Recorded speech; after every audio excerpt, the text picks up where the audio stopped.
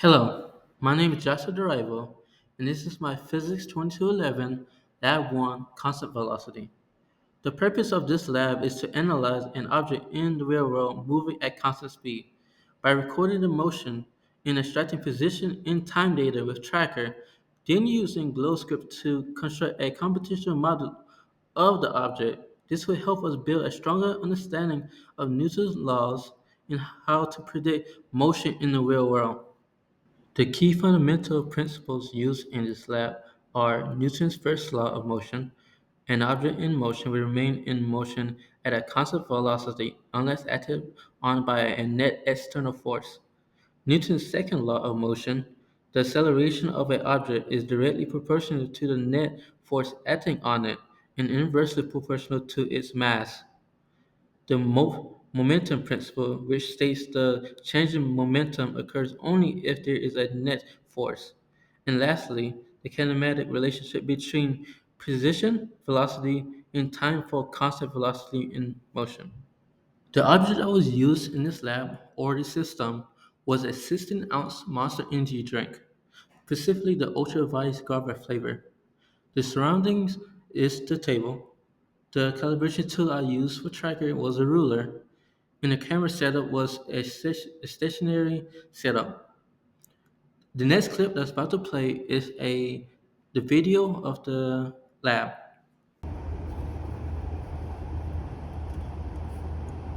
Now let's talk about the tracker analysis, steps I was taking to import the data into tracker. First, I imported the video into tracker. Next, I set up access, which is the paper bars you can see in the image below. And then I set up the scales using a calibration stick. The calibration stick is the ruler that you can see in the bottom part of the image. Next, frame by frame, I click on set up the center of the Monster Energy drink while it move across the table. Now let's talk about the data that was obtained from Tracker. The table to the left holds the first 20 frames, excluding the first frame. The graph to the right is time and position of the monster can as it rolls across the table. As you can see, the can does not have a perfect constant velocity. The velocity at the beginning was increasing due to being just set in motion. Then later, the velocity started decreasing. For the competition model, I use GlowScript. First, let's go over the code. In the image below is the main part of the code that models the Martian energy can while rolled across the table. The first part of the code, we get the mass of the system and the initial conditions of the system. This will be the initial position and initial velocity. In the next slide, I'll show you how I get the initial velocity. T is the time, and delta t is the size of each timestamp. Next, we start a while loop. This while loop will run until t gets greater than 1.202, which is the end time of the recording of the lab. Next, we'll find fnet, which I will show you how I got it in the next slide. And lastly, we apply the momentum principle to update the velocity, position, and advance the clock throughout the while loop. In the two images below, I show how I got the initial velocity and fnet. For initial velocity, I use the formula delta r over delta t, which is the change in position over the change of time. For fnet, I use the formula delta p over delta t, which is the momentum over the change of time. You can find momentum by multiplying the mass times the velocity. Now let's talk about the data we obtained from the computational model. To the left, you can see a table that holds the first 20 steps and their positions, excluding the first step. To the right, you see a graph of the position in time of the Monster Energy can while rolled throughout the table. As you can see, it is not constant. It starts to speed up from the beginning and then starts slowing down near the end.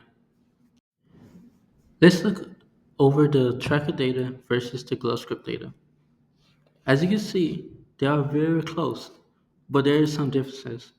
For example, the GlowScript data, the position starts to increase more and more compared to the tracker data.